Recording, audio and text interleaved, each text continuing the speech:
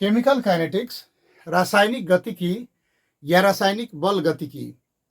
Kinetics kinesis शब्द से बना है जिसका अर्थ होता है गति।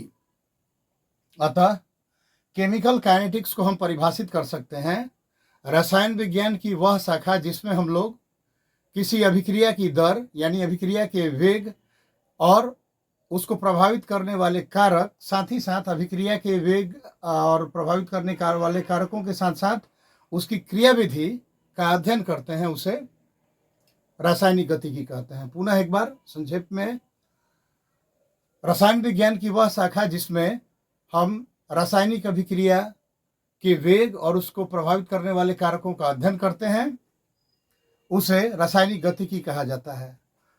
तो रासायनिक गतिकी में हम लोग मॉडरेट अभिक्रिया, जो सामान्य गति से अभिक्रिया संपन्न होती है, केवल उन्हीं का अध्ययन कर पाते हैं। रासायनिक अभिक्रिया कुछ ऐसी भी होती हैं जो अत्यंत धीमी गति से होती हैं, जैसे कि लोहे में जंग लगना। तो उसका अगर हम लोग चाहें कि रेट डिटरमाइन कर लें, अभिक्रिया की दर निकाल लें, तो संभव नहीं है, क्योंकि उसमें समय जो है वो अनंत रूप से काफ़ी बड़ा होता है। दूसरी बात, कुछ ऐसी भी रासायनिक अभिक्रिया होती है फास्ट रिएक्शन, जो तुरंत संपन्न हो जाता है, जैसे कि आयनिक अभिक्रियाएं। आयनिक अभिक्रियाएं तुरंत संपादित हो जाती है। उसमें हम लोग अवक्षेपण अभिक्रिया को भी देख सकते हैं, जैसे कि यह जो बहुत बहुत फेमस एक एग्जाम्पल है बेरियम क्लोराइड वाला। बेरियम क्लोराइड सल्फ्यूरिक अम्ल अगर इसमें हम लोग डालते हैं तो बेरियम सल्फेट का वाइट पीपीटी उजला अवक्षेप बनता है। जब हम लोग बेरियम क्लोराइड सल्फ्यूरिक अम्ल के बीच अभिक्रिया कराते हैं तो तुरंत ही बेरियम सल्फेट का उजला अवक्षेप बनता है और इसके साथ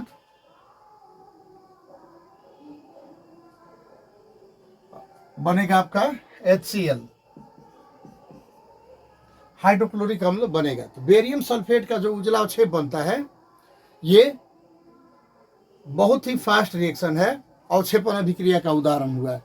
तो ये इतने कम समय में संपादित हो जाता है कि इसका रेट भी, इसके अभिक्रिया की दर का भी हम लोग मेजरमेंट नहीं कर सकते हैं।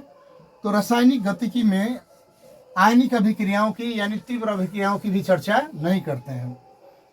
तो कुछ मॉडरेट अभिक्रिया लेते हैं, सामान्य रूप से सामान्य गति से संपादित होने वाली अभिक्रिया, जैसे कि स्टार्च का जल अपघटन, वाटर हाइड्रोलिसिस ऑफ स्टार्च, या फिर इन्वर्सन ऑफ केन शुगर।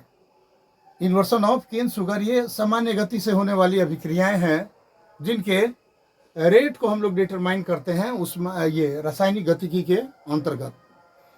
सबसे प्रमुख इसमें जो बात आता है वो ये कि आखिर रेट ऑफ रिएक्शन,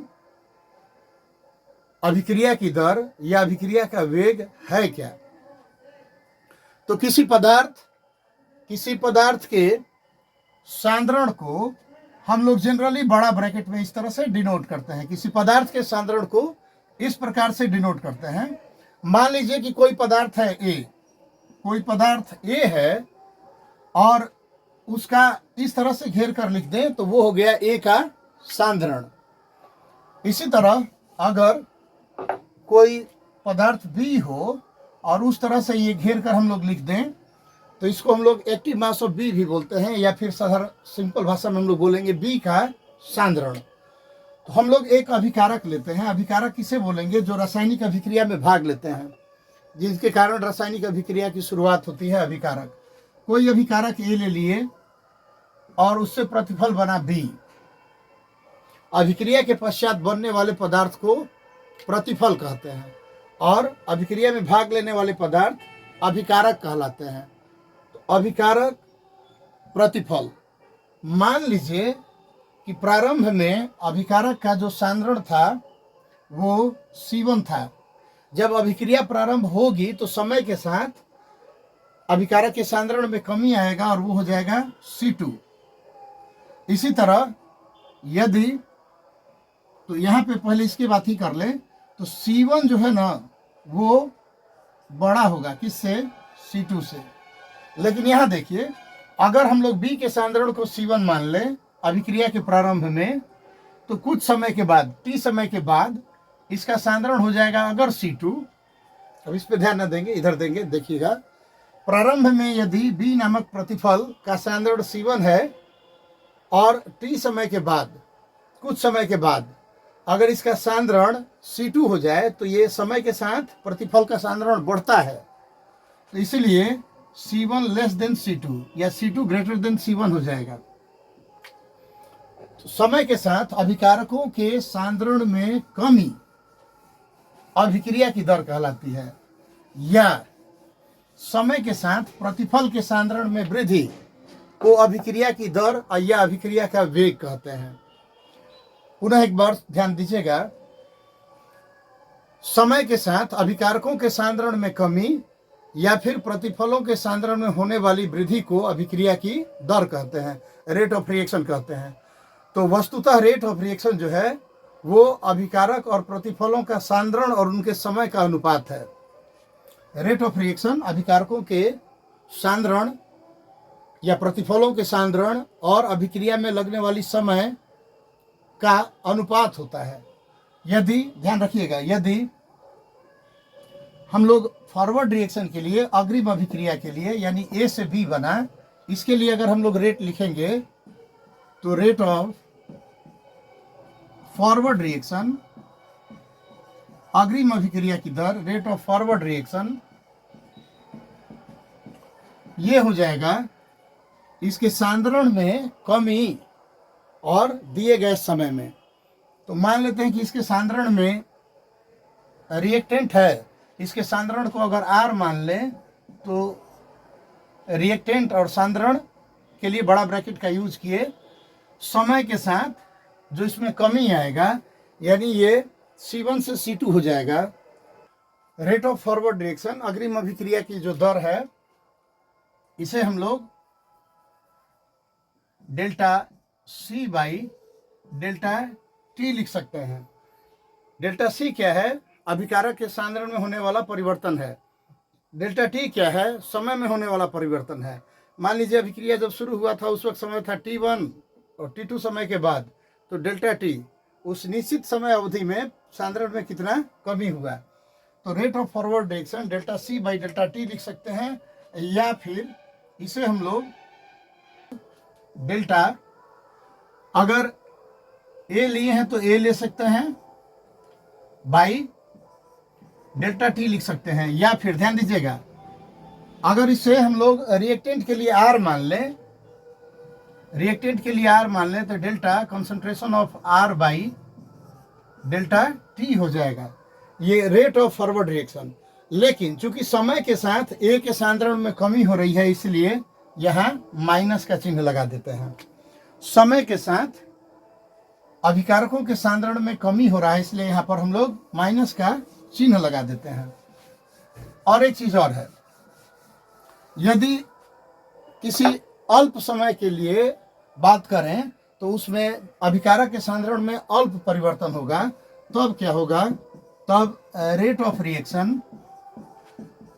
रिएक्शन अग्रिम अभिक्रिया की दर के लिए रेट ऑफ रिएक्शन बराबर हो जाएगा, अगर बात करें किस, तो अल्प समय के लिए यानी dt ले लेते हैं, तो सांद्रण में भी अल्प परिवर्तन होगा, यानी d concentration of A by dt हो जाएगा। या जनरली हम लोग अभिकारक के सांद्रण को अगर केवल x मान लें, सबसे फेमस एग्जाम्पल यही है, अभिकारक के सांद्रण को केवल x मान लें, तो रेट ऑफ फॉरवर्ड रिएक्शन हो जाएगा dx बाई dt। चूंकि समय के साथ इसमें कमी हो रहा है, इसलिए इसके मान में हम लोग ऋणात्मक चिन्ह लगा देते हैं।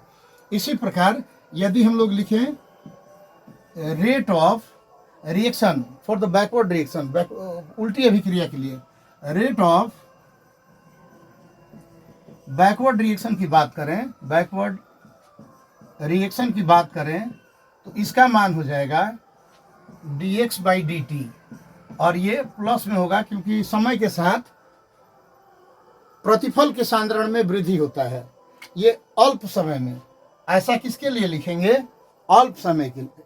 अल्प समय में होने वाले प्रतिफल के सांद्रण में वृद्धि को, रेट ऑफ बैकवर्ड रिएक्शन को dx/dt से डिनोट करते हैं। यानी इसका मान हम लोग ऐसे भी लिख सकते हैं कि ये जो अभिक्रिया की दर है, अभिक्रिया की दर, ये आपका उल्टी अभिक्रिया के लिए प्लस डेल्टा C/ΔT लिख सकते हैं, जहाँ C क्या है, सांद्रण है, और डेल्टा क्या है, परिवर्तन। या फिर डेल्टा प्रोडक्ट के लिए P लिख सकते हैं, उसका सांद्रण बाई डेल्टा T। तो ये अभिक्रिया की दर हुई। एक और चीज, हम लोग अभिक्रिया की दर के संदर्भ में एक ग्राफ बनाकर देख सकते हैं, और वो भी ग्राफ कौन सा देखेंगे, ग्राफ इसमें बहुत तरह का हो सकता है, लेकिन सबसे सिंपलेस्ट ग्राफ को देखें अगर, तो अगर यहाँ टाइम ले लें, यहाँ कंसंट्रेशन ले लेते हैं dx, टाइम ले लेते हैं dt, अल्प टाइम ले लेते हैं 0, तो यहाँ देखिएगा, मान लीजिए कि अभिकारक का सांद्रण इतना था, समय के साथ जो कमी होगा तो ये जो रेट हो जाएगा वो अभिकारक के लिए रेट जो होगा वो माइनस dx/dt, समय के साथ अभिकारक के सांद्रण में कमी। और यही अभिक्रिया की दर अगर किसी खास क्षण के लिए, एकदम सूक्ष्म समय के लिए ले, तो उसको तात्क्षणिक अभिक्रिया की दर भी कहते हैं। प्रतिफल के लिए यदि आप टाइम ले लीजिए इधर, और इस तरफ हम लोग dx ले लेते हैं, टाइम ले लेते हैं कौन सा, dt, अल्प समय ले लेते हैं, तब प्रतिफल, तो शुरू में जब अभिक्रिया प्रारंभ नहीं हुई रहती है, ध्यान रखिएगा, जब अभिक्रिया शुरू नहीं हुई रहती है तब प्रतिफल की मात्रा कितनी होगी, 0। तो यहाँ से स्टार्ट होगा, और जैसे जैसे समय बीतेगा प्रतिफल की मात्रा बढ़ेगी, और ये इस तरह का ग्राफ आएगा, इस तरह का एक ग्राफ आएगा, जहाँ की आपका rate is equal two plus dx/dt होगा। ये सबसे सिंपलेस्ट फॉर्म में हम लोग रेट ऑफ रिएक्शन को लिख रहे हैं। अब इससे महत्वपूर्ण एक और चीज कि आखिर ये जो अभिक्रिया की दर है उसका मात्रक क्या होगा, रेट ऑफ रिएक्शन का मात्रक क्या होगा। तो अभिक्रिया की दर होता है अभिकारकों के सांद्रण में कमी बटा समय। देखिएगा, अभिक्रिया की दर का मात्रक निकाल रहे हैं, अभिक्रिया की दर, तो ये होता है अभिकारक के सांद्रण में कमी और बटा में लगने वाला समय। तो सांद्रण बटा समय होता है। सांद्रण को अगर हम लोग मोलरता में ले लें तो मोल पर लीटर बाई टाइम है। यहाँ से mole litre inverse second inverse हो जाएगा। जो अभिक्रिया की दर है उसका मात्रक हो जाएगा mole litre inverse second inverse. और एक खास बात, यदि हम लोग किसी गैसीय अभिक्रिया की बात करें तो वहां सांद्रण को अगर दाब के पदों में लेते हैं, सांद्रण को दाब के पदों में लेते हैं, सांद्रण को दाब के पद में लिया जाए तो दाब बटा समय, दाब में परिवर्तन बटा समय हो जाएगा। समय के सापेक्ष गैसीय अभिकारक या प्रतिफल के दाब में कमी या वृद्धि को अभिक्रिया की दर कहेंगे। तो दाब के लिए प्रेशर होता है और प्रेशर का सबसे साधारण मात्रक एटीएम सेकेंड इनवर्स हो जाएगा। अगर गैसीय अभिकारक या प्रतिफल लेते हैं तो वहां पर अभिक्रिया की दर का मात्रक एटीएम सेकेंड इनवर्स हो जाएगा। तो अभिक्रिया की दर हम लोग पूरा किए आज पहले लेक्चर में। इस केमिकल काइनेटिक्स के आगे आपसे बात होगी रेट ऑफ रिएक्शन की एंड मोलिकुलरिटी ऑफ रिएक्शन की बात। तब तक के लिए जय हिंद।